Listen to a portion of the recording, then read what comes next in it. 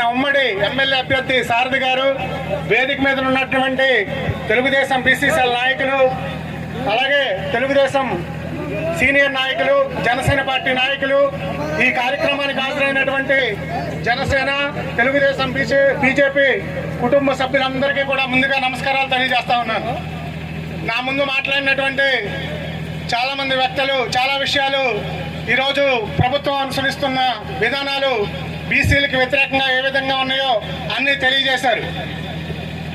ఈరోజు ఈ Jai Ho BC meeting పెడుతున్నటువంటి ఉద్దేశం, ఈ వైఎస్ఆర్సీపీ ప్రభుత్వం జగన్మోహన్ రెడ్డి ముఖ్యమంత్రి అయిన తర్వాత ఈ రాష్ట్రంలో బీసీలకి ఏ విధంగా నమ్మక ద్రోహం చేసింది, ఏ విధంగా అన్యాయం చేసింది, గతంలో తెలుగుదేశం ప్రభుత్వం అధికారంలో ఉండగా ఈ బీసీ కులాలకు ఏ విధమైన సంక్షేమ పథకాలు అందించిందో తెలియజేసి చైతన్యం చేయడంలో భాగంగానే ఈరోజు మన నూజివీడు నియోజకవర్గం అన్ని మండలాల్లో ఈ జైహో బీసీ మీటింగులు జరుగుతూ ఉన్నాయి. మన వేదిక మీద బ్యానర్ ఉంది, పెద్ద బ్యానరు. ఆ బ్యానరు జైహో బీసీ పైన ఒక బొమ్మ ఉంది, మీ అందరికీ కనపడుతుంది. అది ఏంటి ఆ బొమ్మ? జైహో బీసీ పైన ఉన్నటువంటి బొమ్మ ఏంటి? సింహం. బీసీలకి అన్యాయం జరిగితే, బీసీల ఆత్మగౌరవం దెబ్బతింటే సింహం లెక్క గర్జిస్తారన్న ఉద్దేశంతోనే ఈ రోజు జైహో బీసీ మీటింగ్ ఆ బ్యానర్ పైన సింహం గుర్తు వేయటం జరిగింది.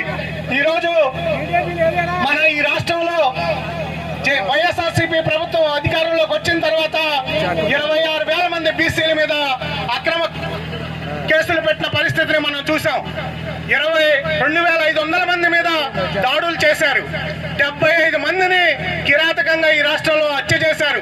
మనందరికీ తెలుసు, రేపల్లి నియోజకవర్గంలో అమర్నాథ్ గౌడ్ అని చెప్పి ఒక కుర్రాడిని అక్కని ఏడిపిస్తున్నందుకు, అన్యాయం అని చెప్పి అడిగినందుకు ఈరోజు అతన్ని చెరుకు తోటలో తగలబెట్టి, పెట్రోల్ పోసి తగలబెట్టిన పరిస్థితి మన రాష్ట్రంలోనే నెలకొని ఉంది.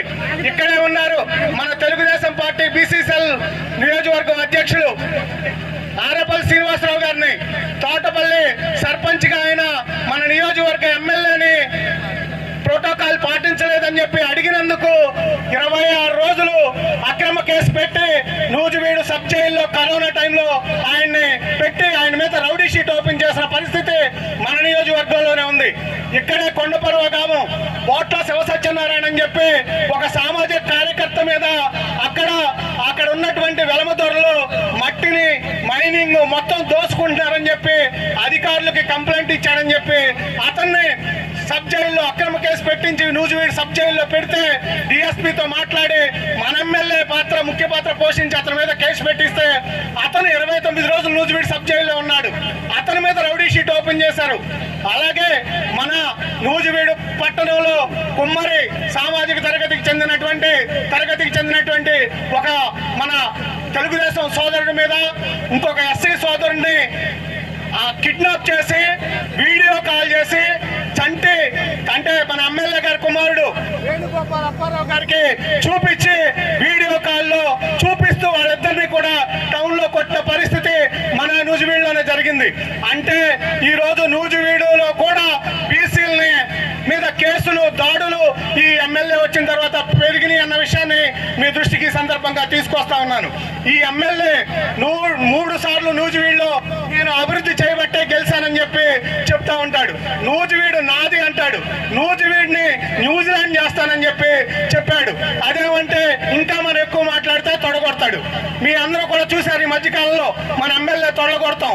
ఈ రోజు మనం సినిమాల్లో చూస్తాం, వాళ్ళు తొడ కొడితే నందమూరి బాలకృష్ణ గారు కొడితే తొడగొడితే ఆ పౌరుషానికి మనం కూడా ఆనందిస్తాం.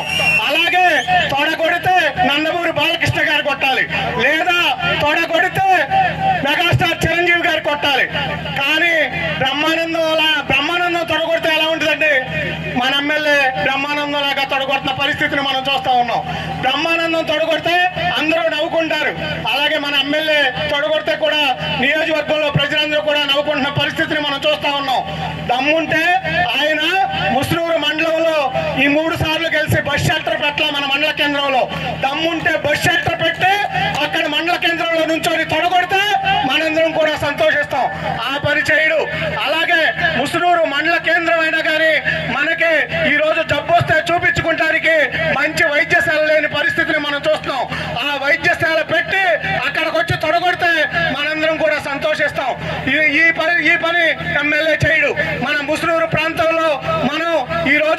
పంట నష్టం జరిగి రైతులు కన్నీరు మున్నీరుగా వినిపిస్తుంటే ఒక్కసారి కూడా వచ్చి రైతుల కన్నీరు చూడవని ఎమ్మెల్యేని ఈ రోజు మనం చూస్తా ఉన్నాం.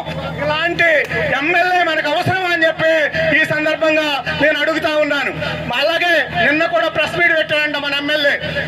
ప్రెస్ మీట్ పెట్టి నేను తొడగొట్టి చెప్తున్నా, మన సారథి గారిని ఫినిష్ చేస్తానని చెప్పి చెప్తున్నాడంట. నువ్వు ఇంకొకసారి గనక బీసీల మీద తొడగొట్టినట్టు గనక తెలిస్తే ఊరుకునే ప్రసక్తే లేదని చెప్పి ఈ సందర్భంగా హెచ్చరించాల్సిన అవసరం ఎంతైనా ఉంది. 800 ఓట్లున్న నువ్వే తొడగొడితే 85,000 ఓట్లున్న బీసీలు తొడగొడితే నీ పరిస్థితి ఏంటని చెప్పి అడుగుతా ఉన్నా. ఇంకొకసారి